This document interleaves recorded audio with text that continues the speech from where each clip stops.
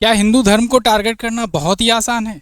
कोई भी आता है, कभी भी किसी भी भगवान पर, किसी भी हिंदू देवी देवताओं पर कोई भी विवादित टिप्पणी कर कर चला जाता है।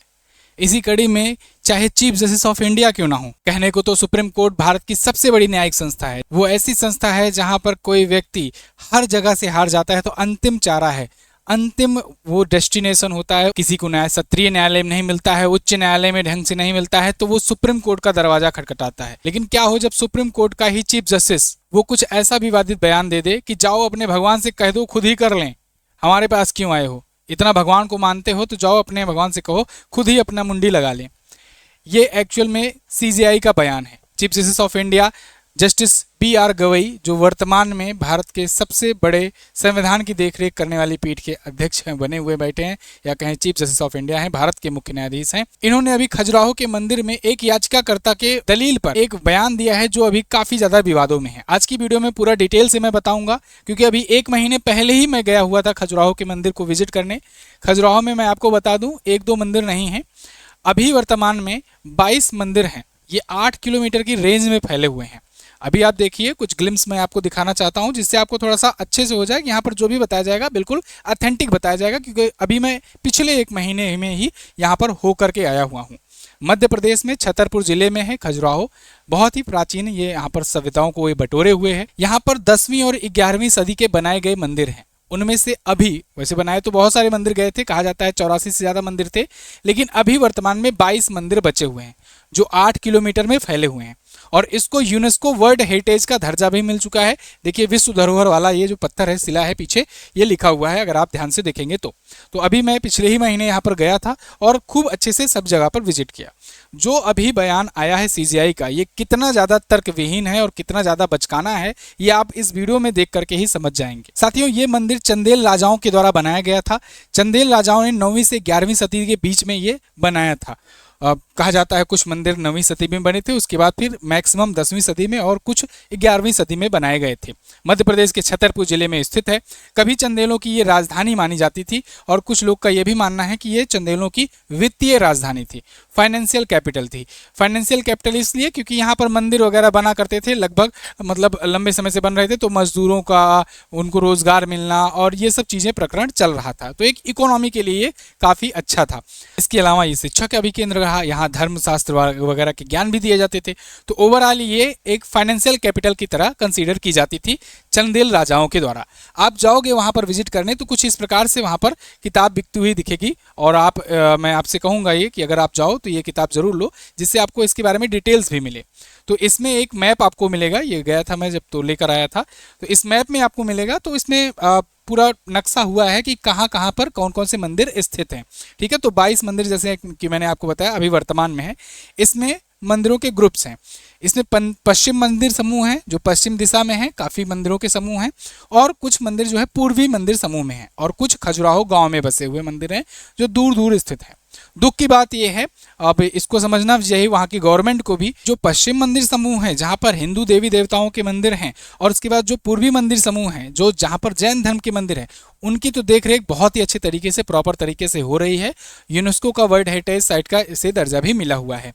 लेकिन जो कुछ मंदिर गाँवों में हैं, वहाँ तक आपको प्रॉपर तरीके से रोड भी नहीं मिलेगी। मतलब आप समझो कि ऐसे एक तो साधन नहीं है, वहाँ पर बैटरी ई रिक्शा करके जाना पड़ता है, या तो आप पर्सनल गाड़ी से जाओगे तो फिर गाड़ी आपकी फंस सकती है। तो वहाँ पर प्रॉपर तरीके से रोड भी नहीं है और बहुत गड़बड़ स्थिति में है। मंदिर भी बिल्कुल सुनसान वीरान में पड़े होते हैं, आपको एक दुकान तक वहाँ पर नहीं मिलेगी जो गाँव में स्थित हैं। लेकिन जो यहाँ पर मंदिर समूह हैं जहाँ पर कई सारी मात्रा में मंदिर हैं, वहाँ पर अच्छी खासी व्यवस्था है और सारा प्रॉपर सिक्योरिटी वगैरह का इंतजाम भी है। आगे बयान पर आऊँ इससे पहले थोड़ा सा इसके बारे में और मैं आपको बता दे रहा हूँ। देखिए ये जो मंदिर हैं, इसमें ऐसा नहीं केवल हिंदू देवी देवताओं के मंदिर हैं।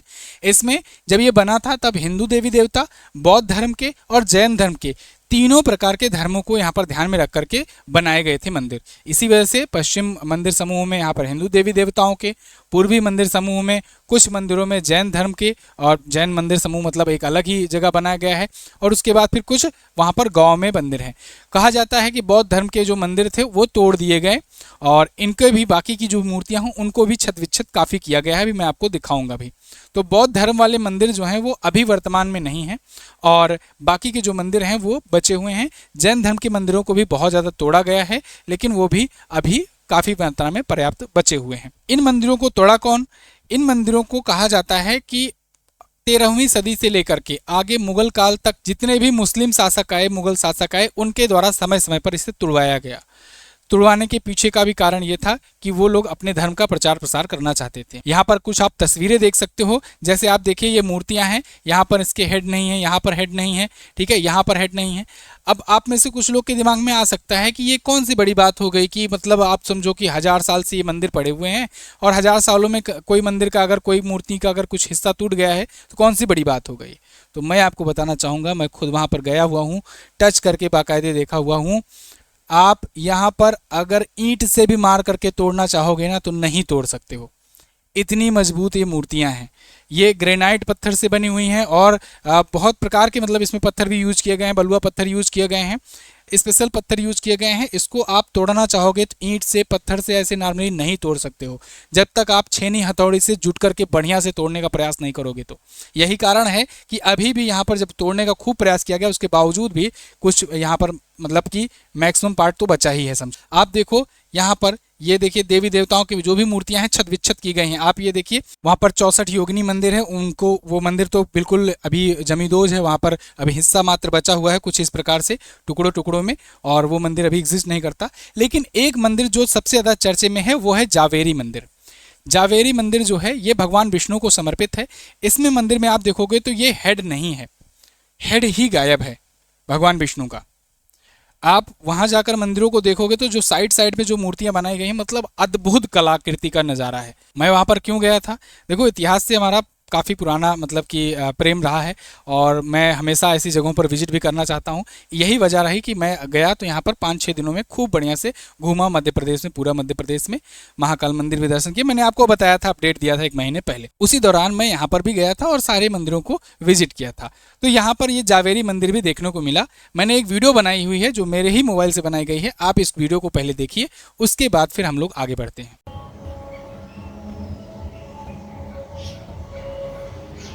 सारी मूर्तियाँ तोड़ दी गई हैं या तो खुरचाल दी गई हैं।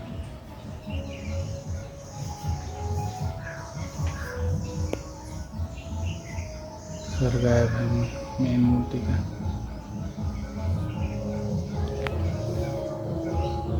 अब एक और चीज़, कुछ अफवाहें उड़ती हैं कि खजुराहो के मंदिर में जो है वो कामुक तस्वीरें हैं, बहुत ज़्यादा इस प्रकार के काम इच्छा को बढ़ाने वाली तस्वीरें हैं। तो मैं आपको साफ कर दूं, और जो लोग वहाँ विजिट करके भी आए होंगे वो भी जान रहे होंगे, मात्र 5% हिस्सा ऐसा होगा जिसमें आपको कुछ ऐसी मूर्तियाँ दिखेंगी।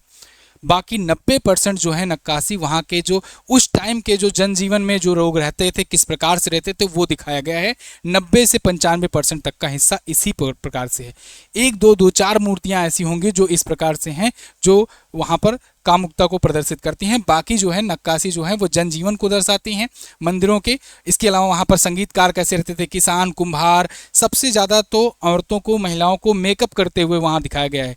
आप जान करके आपको हैरानी होगी, उस टाइम पर औरतें काजल कैसे लगा रही हैं, श्रृंगार कैसे कर रही हैं, शीशा तक देख रही हैं। ये सब तस्वीरें वहाँ पर, ये सब की मूर्तियाँ वहाँ पर बनाई गई हैं। लेकिन फेमस किस प्रकार से किया गया, अफवाहें किस प्रकार से उड़ाई गई, वो 5% की मूर्तियों को लेकर के। मेरा सवाल यहीं से उठता है कि क्या हिंदू देवी देवताओं को डिफेम करना या हिंदू सनातन धर्म को डिफेम करना इतना आसान है? कभी भी आप नहीं सुनोगे किसी भी और धर्म को इतना ज़्यादा बुराइयां की जा रही हो या इतना ज़्यादा उसके खिलाफ कुछ बोला जा रहा हो। आप हमेशा देखोगे कोई भी फेमस होना चाहता है तो उसे राजनीति में आना है, अपना कद बढ़ाना है, ऊंचा करना है, तो हिंदू देवी देवताओं को कुछ भी बोल दो। मैं ये वीडियो बनाने वाला नहीं था, लेकिन देख रहे हैं ये एक पैटर्न बनता चला जा रहा है। कोई भी आ रहा है, कुछ भी, कोई विवादित बयान दे देता है, कुछ भी ऐसा बोल देता है जिसके बाद फिर वो चर्चे में आ जाए खूब अच्छे तरीके से। और चलो ये सब तो आम, अगर कोई नेता छुटभुइया नेता कर रहे हैं तब तक समझ में आता है। लेकिन जब चीफ जस्टिस ऑफ इंडिया, जो न्याय की सबसे बड़ी मूर्ति है समझो वर्तमान में, जो उस पद पर पहुंचे हुए हैं, वो ऐसा विवादित बयान दे रहे हैं जो लाखों करोड़ों लोगों के सेंटिमेंट्स को हर्ट करता है, तो ये उनसे एक्सपेक्टेशन बिल्कुल भी नहीं था। इसी बात को लेकर के सोशल मीडिया पर खूब ज़्यादा इनका विरोध हुआ जब से इन्होंने ये बयान दिया। इन्होंने कहा, इनके पास एक्चुअल में एक PIL दायर की गई थी यही जावेरी मंदिर को लेकर के, कि जावेरी मंदिर में जो हेड नहीं है तो उसको दोबारा से बनाया जाए, पुनर्निर्माण किया जाए। और कोई ये नया बात नहीं है, कोई ये कुछ नया उसने डिमांड नहीं कर दिया था। बहुत सारे ऐसे मंदिर थे जिनको तोड़ा गया था, बाद में उनका पुनर्निर्माण हुआ है। बहुत लंबे समय से ये प्रक्रिया चलती आ रही है। चाहे काशी विश्वनाथ मंदिर देख लो, चाहे सोमनाथ मंदिर पर 17 आक्रमण के बाद उसको दोबारा से बनाया जाना देख लो, चाहे आप जैन मंदिर का यहीं पर खजुराहो में ही जो जैन मंदिर हैं उन पर आप देख लो। मैंने इस पर भी एक वीडियो बनाई हुई थी, मुझे अगर मिलेगी मैं क्लिप लगाऊंगा यहाँ पर। देखिए मुगलों ने मंदिरों को खंडित किया, इसका पिछला हिस्सा दोबारा से डिजाइन किया गया, दोबारा से बनाया गया है। लेकिन आप अंतर देख सकते हो, बनाए तो गुरु लेकिन बना नहीं पाए उस हिसाब से। देखिए तो जो पुराना वाला हिस्सा दिख रहा है वो पुराना वाला है, और जो जिस पर पुताई वगैरह हुई है वो नया बना हुआ है।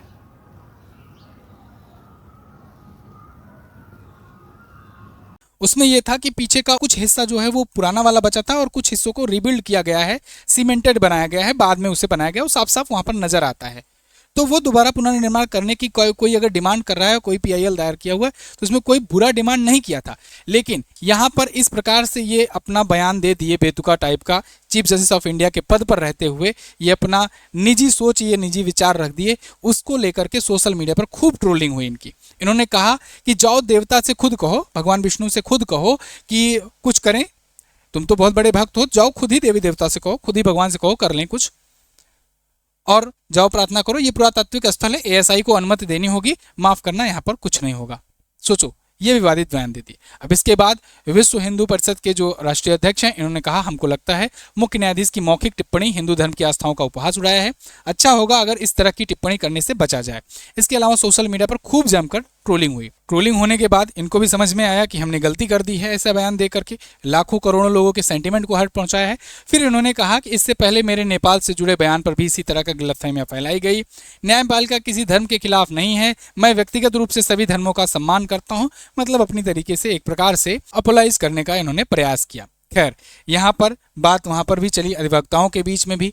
यहाँ पर जो सॉलिसिटर जनरल हैं उन्होंने कहा सोशल मीडिया पर बढ़ा चढ़ा करके दिखाया जाता है।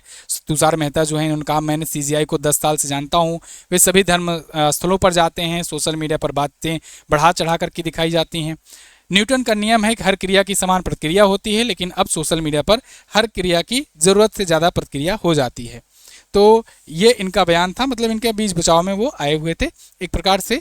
और उसके बाद फिर यहाँ पर कपिल सिब्बल जो कांग्रेस के वरिष्ठ लीडर हैं और सीनियर एडवोकेट हैं, इन्होंने भी कहा कि देखिए सोशल मीडिया पर वकीलों को रोज़ दिक्कतें झेलनी पड़ती, उठानी पड़ती है, ट्रोलिंग होती है। अब सोशल मीडिया का फ़ायदा ये है, या फ़ायदा कहो या कह लें कि इसकी खूबी ये है कि यहाँ पर कोई भी एक नॉर्मल सा इंसान किसी भी बड़े से बड़े पद पर कोई भी क्वेश्चन कर देता है। आप देखते हो अक्सर चाहे प्रधानमंत्री हों, चाहे अपोजिशन के लीडर हों, चाहे किसी संवैधानिक पद पर बैठा कोई व्यक्ति हो, कोई भी अगर कुछ भी करता है तो उस पर कोई भी आम नागरिक भी टिप्पणी कर दे रहा है सोशल मीडिया के जरिए। तो ये आप सोशल मीडिया की ताकत कह लो, चाहे सोशल मीडिया का आप दुरुपयोग कह लो, या जो भी हो, ये आपके ऊपर मैं छोड़ देता हूँ। लेकिन ये है कि लोगों को अब इसकी वजह से जो पद पर बैठे हुए लोग हैं उनको भी काफ़ी संयम बरत करके बोलना होता है। पहले के टाइम पर जैसे कुछ भी बोल दिया करते थे, अब वो कुछ भी नहीं बोल पाते हैं, चाहे वो चीफ जस्टिस ऑफ इंडिया ही क्यों ना हो।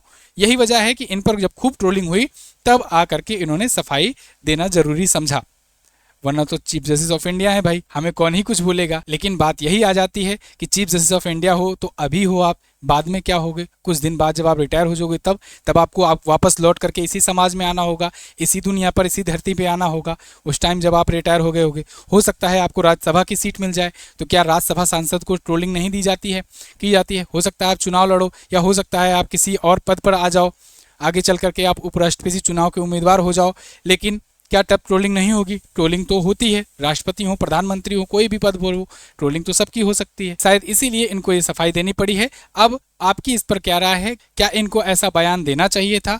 आप कमेंट करके खुद बताइए। और दूसरी बात, मध्य प्रदेश सरकार से भी यहाँ पर गुजारिश है कि भाई खजुराहो के टूरिज्म को थोड़ा सा बढ़ाने के लिए कुछ प्रमोशन वगैरह का कुछ कैंपेन चलाइए। यहाँ पर बहुत खूबसूरत जगह है, बहुत कुछ जानने को मिलता है। यहाँ के मंदिरों की आप खूबियाँ सुनोगे जा करके, और वहाँ पर नक्काशी देखोगे ना, तो मेरी तरह जो इतिहास के प्रेमी हैं उनको, या वास्तुकला के प्रेमी हैं, उनको तो खूब ही पसंद आएगी। और जो लोग जाना चाहते हैं उनको मैं बता दूं, आप जब भी जाइए दिन में जाइए, कोशिश कीजिए रात की ट्रेन ना हो, वहाँ पर खजुराहो का अब तो स्टेशन भी बन गया है, अभी नया नया बना है, तो इसलिए वहाँ पर कुछ आसपास व्यवस्थाएं नहीं है उतनी। लेकिन अगर आप दिन में जाते हैं तो प्रॉपर तरीके से आपको ऑटो वगैरह की भी दिक्कत नहीं आएगी और आप स्टे भी वगैरह कर सकते हैं और आराम से घूम सकते हैं। ज़्यादा रात मत कीजिएगा, नहीं तो रात को वहाँ पर दिक्कतें होती हैं। ठीक है, चलिए बहुत बहुत धन्यवाद, मिलते हैं अगली वीडियो में। अपनी राय रखिए। Thank you so much. जय हिंद, वंदे मातरम।